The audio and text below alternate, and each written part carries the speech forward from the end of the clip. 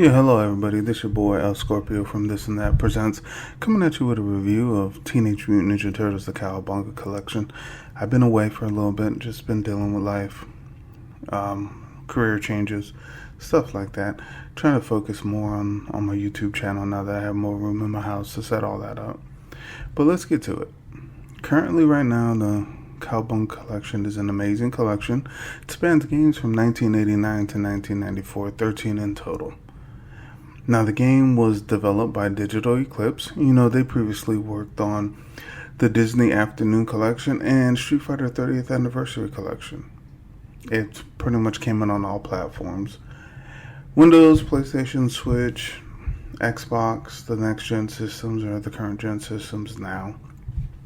And it has a lot of hits and misses, but way more hits to misses. We'll go through the list. You had Teenage Mutant Ninja Turtles, the NES collection, or NES version. Teenage Mutant Ninja Turtles, the arcade. Teenage Mutant Ninja Turtles 2, the arcade game. Teenage Mutant Ninja Turtles, Fall of the Foot Clan from the Game Boy. Then you had Teenage Mutant Ninja Turtles, Turtles in Time, the arcade. Teenage Mutant Ninja Turtles 2, Back from the Sewers, Game Boy. Teenage Mutant Ninja Turtles 3, The Manhattan Projects. Teenage Mutant Ninja Turtles 4, Turtles in Time on the Super Nintendo. My personal favorite, Teenage Mutant Ninja Turtles Hyperstone Heist, which is pretty much Turtles in Time with some changes, so Konami could put it on the Sega Genesis. Teenage Mutant Ninja Turtles 3, Radical Rescue from the Game Boy. Now, Teenage Mutant Ninja Turtles Tournament Fighters for the Super Nintendo, Sega Genesis, and the NES. Only one of those is good, the one from the Super Nintendo. The other two suck ass. I'm more of a Genesis guy myself, but damn, it's rough playing the Genesis version. The controls just, I don't know who designed the fucking controls, but they were just dog shit. And hopefully they were fired for that bullshit. Now, Super Nintendo, smooth, better color, better controls, and it wasn't a great game to begin with, but at least it was playable.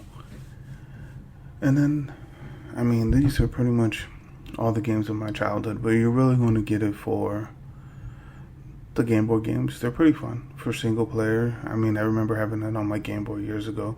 Don't have my Game Boy anymore. Don't know what happened to it. But Hyperstone Heist, Turtles in Time, the arcade and the NES version, which are both good because they're different. There's a few differences, I believe, in bosses and music between the two. The 1989 arcade classic, still one of my all-time favorite ones. And then the one on the Nintendo, the NES, was actually pretty good for an 8-bit system. The Manhattan Project was a fun game, but I remember the Teenage Mutant Ninja Turtles, the arcade game, not the arcade game, for the NES, where you walked around on the little sewer. You go in the sewer, you had to fight the little bosses, then you walk around and remove the car, or escape the little car, so you don't get squished. That's on here. Damn, that game's still as hard as I remember from back in the day, and it pissed me off a few times. I've still yet to beat that game. Been trying to beat that game since 1989, so here's hoping. Maybe in another 10 years. Game Genie wall hack that shit or something, I don't know. But God code it. But Hyperstone Heist, that's my favorite. That game itself made me want to buy it. I would buy it just for Hyperstone Heist. I did buy the arcade one up just to play the Teenage Mutant Ninja Turtle arcade and Turtles in Time. And that was about $600. So for $39.99, this bundle is a steal. By now, you could probably buy it on sale at the time of me recording this, which is now January 6, 2023. But I played it, put a lot of hours into it, had my fun with it. Then you could get the bundle if you didn't get, Shredder's Revenge before. I got Shredder's Revenge on Game Pass, so I didn't have to buy it, but I did buy the bundle. It came with Cowabunga Collection and the Shredder's Revenge, which is just greatness. That was a 10 out of 10. I did that on my previous review. Now let's talk about a little bit of the drawbacks. Some of the games in here You know, they're hit and miss, and you shouldn't. I wouldn't have put them on there like Teenage Mutant Ninja Turtle Fighters, Tournament Fighters for the NES and the Sega Genesis. I'd have moved in with something from the early, maybe from the Xbox, PlayStation 1, PlayStation 2 days.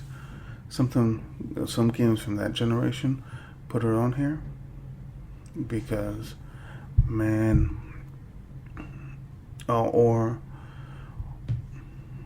yeah, that's pretty much it. Those two right there, you could replace it with something else. Even the crazy beat 'em up that came out on Xbox Live Arcade not that long ago, put that on there. I mean, it wasn't a great game, but it's better than those two. Have that just put on there, and then people could enjoy it. It's another beat 'em up that you guys can enjoy and go through and play. I mean, not much to say about it. All these games are old. They've been emulated 1,000 times over. I mean, you could get them on any emulation console, Super Console X Pro, the Pandora 3Ds. You could get it on a regular emulator that you play on your PC. So I mean, it's worth the risk. I mean, it's only $39.99. Buy it, enjoy it, especially if you're an old head like me, and just enjoy the game. I give this collection. It's a very great collection. I mean, this, and I do have a review coming up of Street Fighter the 30th Anniversary Collection. I give this game itself a 9 out of 10.